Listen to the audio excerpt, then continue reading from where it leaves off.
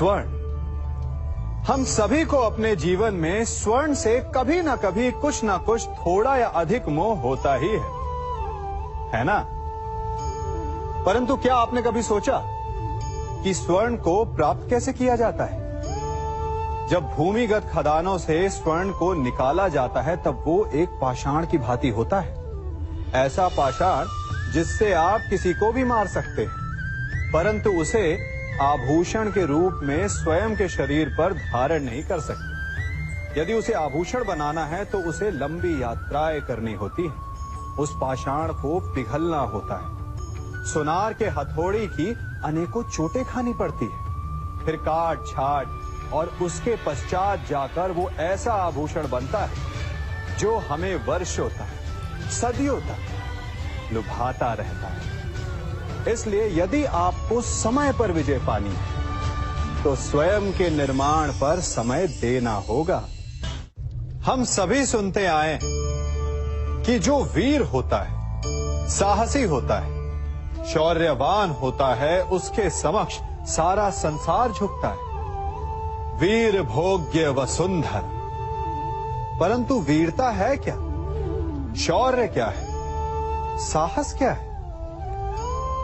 साहस युद्ध नहीं, वीरता विजय नहीं, शौर्य कभी ना गिरना नहीं। साहस किसी चुनौती के समक्ष खड़े होने का भाव है, तो वीरता उस चुनौती को उत्तर देने के लिए पूर्ण परिश्रम लगा देना है।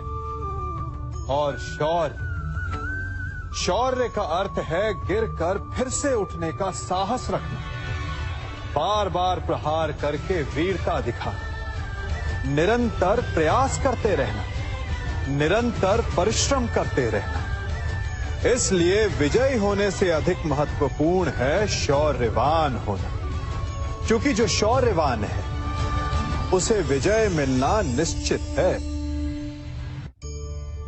हम सभी बचपन से ये सुनते आए हैं कि अच्छे मित्र हमारे जीवन को पूर्णतः परिवर्तित कर सकते हैं, है ना? अच्छे मित्र, परंतु कौन? जिनसे आप प्रश्न पूछें और वो मित्र बिना किसी पक्षपात के, भय रहित होकर, बिना किसी लालच के आपको उचित उत्तर दें। परंतु सबके समक्ष ये समस्या आ जाती है कि आज के समय में ऐसे मित्र मिलना दुर्लभ है, वो तो होते ही नहीं। परंतु मैं आपको एक बात बताता हूं, हम सब के पास एक ऐसा मित्र होता है, बस हम उसे पहचान ही नहीं पाते। वो है दर्पण।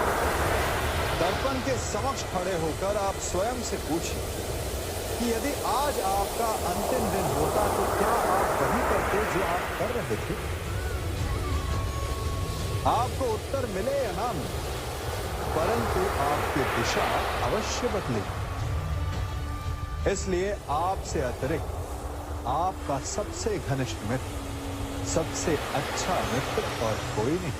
हम सभी अपने जीवन में कोई ना कोई कार्य करते हैं। कार्य करते हैं तो थकान की अनुभूति होती है, और यदि थकान ना उतरे तो कार्य करने का मन नहीं करता। हम आशा करते हैं कि कदाचित एक दिन में 24 के स्थान पर 26 घंटे होते तो आराम करने के लिए हमें और अधिक समय मिल जाता। हमें ऐसा अनुभव होता है कि हम बहुत अधिक कार्य कर रहे हैं, है ना? परंतु क्या आपने कभी सोचा है कि जो लोग संसार में सफल हैं, उनके पास भी सफल होने के लिए दिन में केवल 24 घंटे थे, तो फिर वो सफल क्यों हैं? इसका एक छोटा सा रहस्य है। वो कार्य चुनते हैं जो उन्हें प्रिय है, जिसे करने में उन्हें आनंद आता है। उन्हें लगता ही नहीं कि वो कार्य कर रहे हैं, उन्हें लगता है कि वो प्रतिपल आनंद मना रहे हैं। और जब आप आनंद मनाते हैं तो थकान कैसी? इसलिए यदि आप जीवन में कोई भी कार्य करें तो वो आपके मन को भाना चाहिए, या जो कार्य आप कर रहे हैं उसे अपने मन को भा देने दो। सफलता आपको मिलेगी। हमारा शरीर प्रकृति का एक महान आविष्कार है। इससे जटिल संरचना संसार में और कोई नहीं। हमारा शरीर जितना जटिल है, यदि इसे ठीक से जाना जाए तो इससे अधिक सरल ज्ञान देने वाला और कोई नहीं। हमारे शरीर में पंच इंद्रियां होती हैं, जो हमें भाव, गुण और वस्तुओं का बोध कराती हैं। हमारे पास आंखें हैं, नाक है, स्पर्श के लिए त्वचा है, कान है और जीभा है।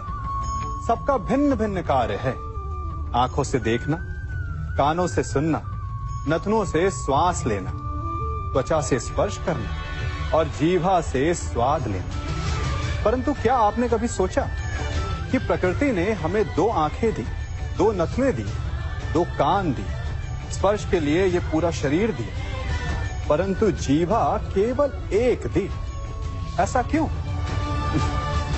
क्योंकि प्रकृति चाहती है कि हम देखें अधिक, सुने अधिक और ज्ञान अधिक अर्जित करें, बोले कम। क्योंकि अधिक वाचाल नाश को निमंत्रण देता है। स्मरण रखिएगा, सागर तो आप सभी ने देखा होगा। बाहर से कितना उन्मुक्त और भीतर से कितना शांत। उसकी बलशाली लहरों को देखकर ऐसा लगता है कि मानो वो सब कुछ चूर चूर कर देगी। परंतु उसके गर्भ में ना जाने कितने अनदेखे अनजान जीव पलते हैं। उसके भीतर मोती मुक्ता जन्म लेता है। सागर एक है, परंतु उस सागर को लेकर के हमारी प्रकृति भिन्न भिन्न होती है। कोई उसमें तैरता है तो कोई उसकी लहरों का आस्वादन करता है। कोई उसमें अपने पांव भिगोता है तो कोई उसके भीतर जाकर मोती मुक्ता बाहर ले आता है। तो कोई तट पर बैठकर सागर की लहरों को निहारता है।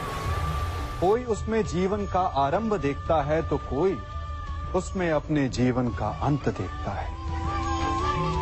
सागर एक है, परंतु हमारी प्रकृति के अनुसार सागर की प्रकृति भी बदल जाती है। इसी प्रकार जीवन है सबके लिए समान, परंतु उस जीवन में आपको प्रसन्नता देखनी है, प्रसन्नता पानी है, या आपको पाना है अवसाद। ये आप पर निर्भर करता है।